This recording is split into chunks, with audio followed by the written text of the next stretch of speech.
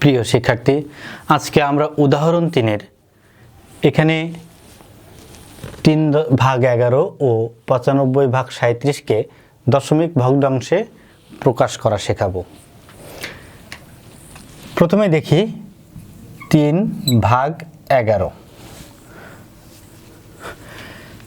আমরা ছোটবেলায় এই ভাগগুলো শিখেছিলাম যে 3কে যদি আমরা এখানে নিয়ে আসি, তারপর দেখতে পাচ্ছি 11 থেকে 3 ছোট, যে কারণে প্রথমে একটা শূন্য দশমিক নিতে হয়, নিয়ে একটা শূন্য আনতে হয়।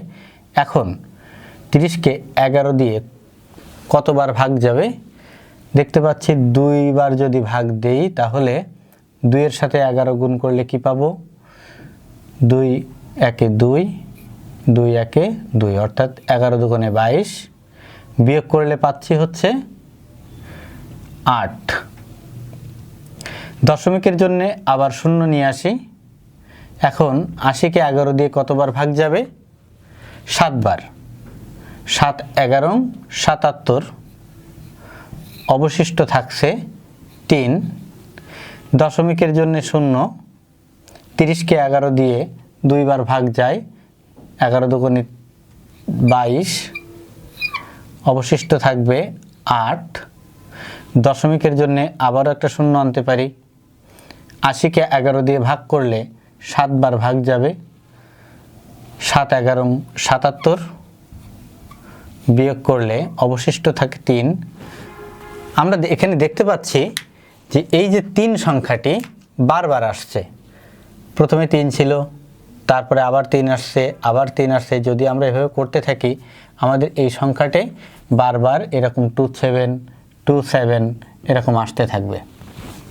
সুতরাং এই ভগ্নাংশটির দশমিক ভগ্নাংশে প্রকাশ করলে আমরা লিখতে পারবো 0.272727 এভাবে চলতে থাকবে। দেখতে পাচ্ছি 27 27 27 বারবার আসছে, তাই আমরা লিখব 27, 2 থেকে 7 পর্যন্ত পৌনঃপুনিক। প্রিয় শিক্ষার্থী, এখন আমরা দেখব 95কে 37 দিয়ে ভাগ করলে কি ফলাফল আসে। আমরা লিখলাম 95/37। এভাবে ছোটবেলাকার নিয়ম অনুযায়ী এখানে 95 লিখলাম। 95কে 37 2 বার ভাগ যায়, 2 এর সাথে 37 গুণ করি। 2 গুণ 7 14, 4 হাতে 1, 2 গুণ 3 6 আর হাতের 1 7, বিয়োগ করলে পাচ্ছি 5 থেকে 4 বিয়োগ করলে 1, 9 থেকে 7 বিয়োগ করলে 2, অর্থাৎ 21। 21 37 থেকে ছোট, যে কারণে এখানে একটি দশমিক নিয়ে একটা শূন্য নিয়ে আসি। এখন দেখব 210কে 37 দিয়ে 5 বার ভাগ যায়। এখন 5কে 37 দিয়ে গুণ করলে আমরা কি পাচ্ছি? 5 7 35, 5 হাতে 3, 3 5 15 আর 3 18।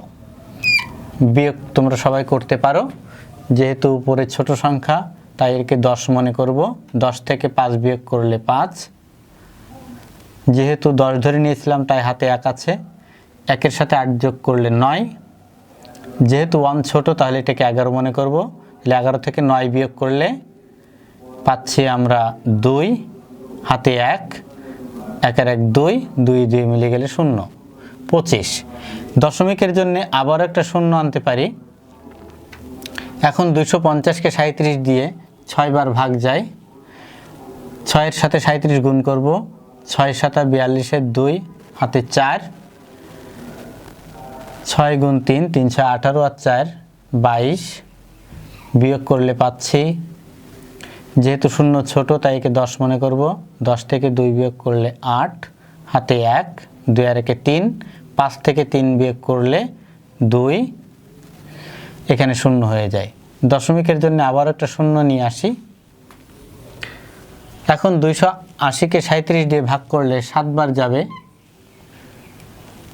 7-এর সাথে 37 গুণ করলে পাচ্ছি 7 7 49, 9 হাতে 4,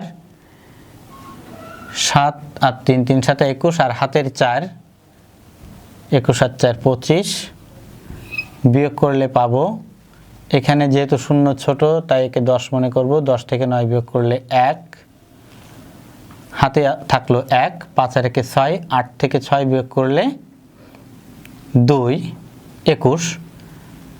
তোমরা নিশ্চয়ই লক্ষ্য করেছ যে আগে যখন এখানে 21 ছিল এখনও কিন্তু 21 এসেছে, সুতরাং এর পরবর্তী ভাগগুলো ঠিক একই ধারায় চলতে থাকবে।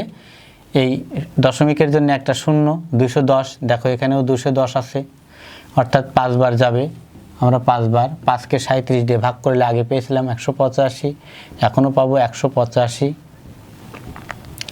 বিয়োগ করলে পাবো, আগে পেয়েছিলাম 25, এখনও পাবো 25, দশমিকের জন্য শূন্য, ঠিক একইভাবে 6 বার যাবে, 6কে 37 দিয়ে গুণ করলে আগে পেয়েছিলাম 222, এখনও পাবো 222, বিয়োগ করলে আগে পেয়েছিলাম 28, এখনও পাবো 28, দশমিকের জন্য 10, 280, দেখো এখানে 280 পেয়েছিলাম, আবার 7 বার নিলে পাচ্ছি 7 দিয়ে 37কে গুণ করলে পেয়েছিলাম 259, এখনও পাবো 259, এভাবে আমাদের চলতে থাকবে, বিয়োগ করলে পাচ্ছি আবার সেই 21।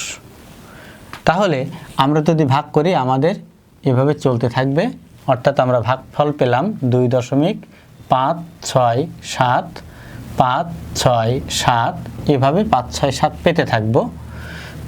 সুতরাং যেটি একই অঙ্ক বারবার আসছে তাই আমরা লিখতে পারবো এই ভাগফলটি 2.567। প্রথম থেকে শেষ পর্যন্ত সবার উপরে পৌনঃপুনিক আছে, সবার উপরে পৌনঃপুনিক দেওয়া লাগবে না, প্রথম এবং শেষটি দিলেই হয়ে যাবে, অর্থাৎ রেজাল্ট পাচ্ছি 2.567, 5 এবং 7-এর মাথায় পৌনঃপুনিক।